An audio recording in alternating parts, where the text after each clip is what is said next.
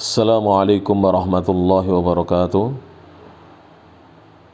Alhamdulillahi wahdahu wassalatu wassalamu ala man la nabiyya ba'da wa ala alihi wa sahbihi wa man wala. Ini adalah materi pertama, namun nanti di awal materi akan saya lanjutkan sedikit tentang al-muqaddimah, pendahuluan dari penyusun kitab Ar-Risalah Al-Makkiyah, risalah yang ditulis di kota Mekah, fi bayanil aqidatis salafiyah, yang menjelaskan tentang akidahnya pengikutnya salaf, yang disusun oleh Asy-Syaikh Su'ayyid Ibnu Hulayyil Al-Umar hafizahullah ta'ala. Di halaman ketiga beliau mengatakan, amma ba'du, adapun sesudah itu, fahadhihi jumalun, maka ini adalah beberapa kalimat min aqaidil muwahhidina, yang berasal dari akidah-akidah, keyakinan-keyakinannya para ahli at-tauhid. Jadi ini merupakan bentuk tawadhu'nya beliau. Beliau mengatakan kitab ini hanyalah beberapa kalimat yang menjelaskan tentang akidah-akidah keyakinannya para al-muwahhidin, ahli tauhid, al-mustamaddati, yang mana akidah ini ya disandarkan min kitabi Rabbil Alamin, dari kitabnya Allah Rabbil Alamin, yang maha memelihara alam semesta, Allah yang merupakan sesembahan dari seluruh alam, wa sunnati sayyidil mursalin, dan akidah ini berasal dari sunnah penghulunya para utusan Allah, yaitu sunnahnya Rasulullah Muhammad sallallahu alaihi wasallam. Wa taqadaha, dan akidah ini adalah akidah yang diyakini oleh as-salaful madun, pendahulu kita al-madun, yang sudah berlalu, yang hidup sebelum kita, minas sahabati wat tabi'in, yang berasal dari kalangan para sahabat radhiyallahu anhum dan para tabi'in. Asy-Syaikh berkata, katabtuha, aku menuliskannya, fil baladil amin, di negeri yang penuh dengan kedamaian dan keamanan. Kira-kira mana? Di Makkah al-Mukarramah, alladzi aqsama bihi Rabbul Alamin, yang bersumpah dengannya Rabb alam semesta, yaitu Allah Subhanahu wa ta'ala.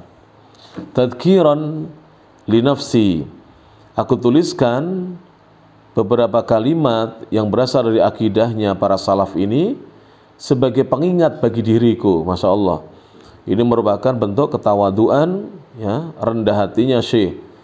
Wasairan, dan sebagai bentuk berjalan ala minhajil awwalin, di atas metodenya atau metode beragamanya al-awwalin, orang-orang yang terdahulu. Jadi tujuan ditulisnya kitab ini selain untuk mengingatkan diri sendiri, juga sebagai bentuk kita ini berjalan di atas metode beragamanya orang-orang yang terdahulu, minal ulama'ir rabbaniyin, dari kalangan para ulama ar-rabbaniyin, yaitu ulama-ulama yang senantiasa menyampaikan petunjuk Allah dan petunjuk Rasulnya, yang berdakwah dari hal yang paling terkecilnya sampai yang paling besarnya. Wa sammaituha, dan aku menamakan risalah atau tulisan yang aku tulis di kota Makkah al-Mukarramah itu adalah Ar-Risalatal Makkiyata, tulisan yang ditulis di kota Makkah, fi bayanil aqidatis salafiyah, yang menjelaskan tentang akidah pengikutnya salaf.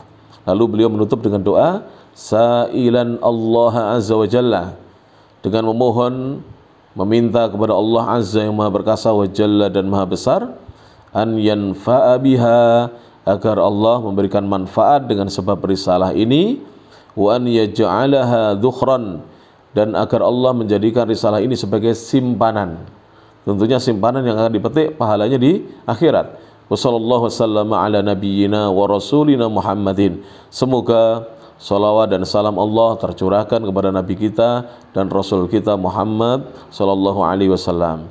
Ditulis oleh Asy-Syaikh Su'ayyid Ibnu Hulayyil Al-Umar pada tahun sanata sittin wa thalathina wa arba'imiatin wa alfin wa sanata sab'in wa thalathina wa arba'imiatin wa alfin hijriyatan.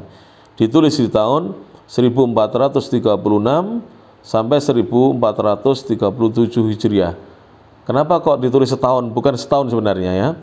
Mungkin 1, 2 bulan, 3 bulan, karena biasanya syekh ini, beliau itu adalah syekh yang biasa ditugasi oleh Kementerian Haji untuk mengurusi ibadah haji. Jadi ibadah haji kan biasanya di akhir tahun, ya ta? Kemudian selesainya di awal tahun. Jadi kadang-kadang para masyayikh itu pulangnya di awal tahun, demikian.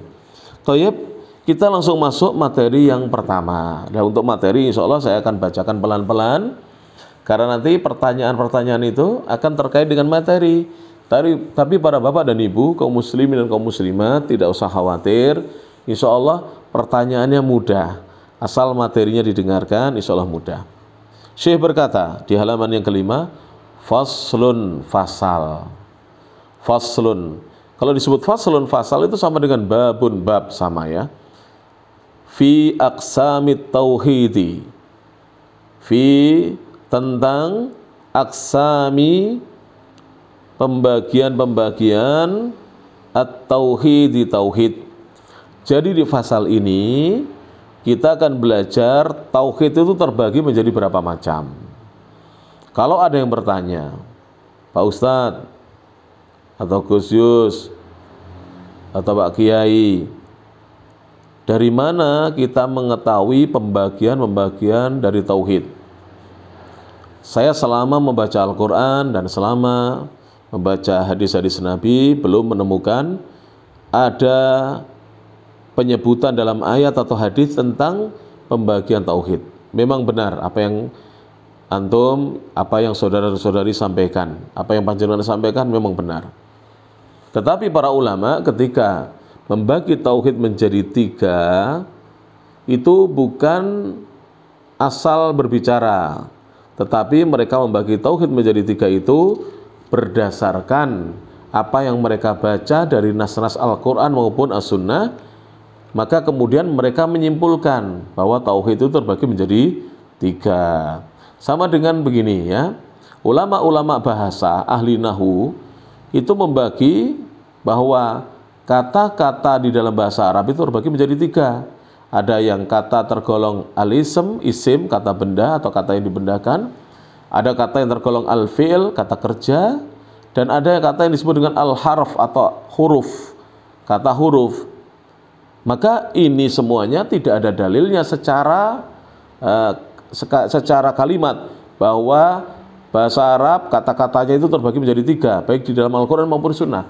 Tetapi para ulama menyimpulkan setelah mereka mempelajari seluruh bahasa Arab. Baik, beliau mengatakan, fayu'minuna, maka ahlus sunnati wal jamaah atau as-salafiyun, pengikutnya salaf, mereka mengimani bi annallaha azza wa jalla, bahwasanya Allah yang maha perkasa dan maha besar, khalaqal khalqa, Allah menciptakan makhluknya. Ini wajib diimani bahwa yang menciptakan seluruh makhluk, apakah malaikat, manusia, hewan, jin, tanam-tanaman, gunung, langit, semua benda mati, itu adalah Allah Subhanahu wa ta'ala. Untuk apa Allah menciptakan mereka? Liyufriduhu, agar mereka mengesahkan Allah, agar mereka mengesahkannya. Birrububiyati, di dalam rububiyahnya Allah, wal uluhiyati, dan di dalam uluhiyahnya Allah, wal asma'i was sifat, dan di dalam nama-nama dan sifat-sifatnya Allah. Nanti insya Allah kita akan jelaskan apa itu ar-rububiyah, apa itu al-uluhiyah, dan apa itu al-asma was sifat. Yang penting dalam materi pertama ini difahami dulu bahwa tauhid itu setelah para ulama membaca, mengkaji Al-Quran dan Al-Hadis atau As-Sunnah, mereka mendapati bahwa tauhid terbagi menjadi 3. Dan di awal pelajaran ini Ahlus Sunnah mengajarkan kepada kita bahwasanya kita kaum muslimin mengimani sesungguhnya Allah itu menciptakan seluruh makhluknya. Jadi yang namanya pencipta itu hanya satu, siapa? Allah Subhanahu wa taala. Demikian bisa disampaikan. Kurang lebihnya mohon maaf. Akhirul kalam. Subhanakallahumma bihamdik, asyhadu an la ilaha illa anta, astaghfiruka wa atubu ilaik. Wa akhiru da'wana alhamdulillahirabbil alamin. Tsumma assalamu alaikum warahmatullahi wabarakatuh.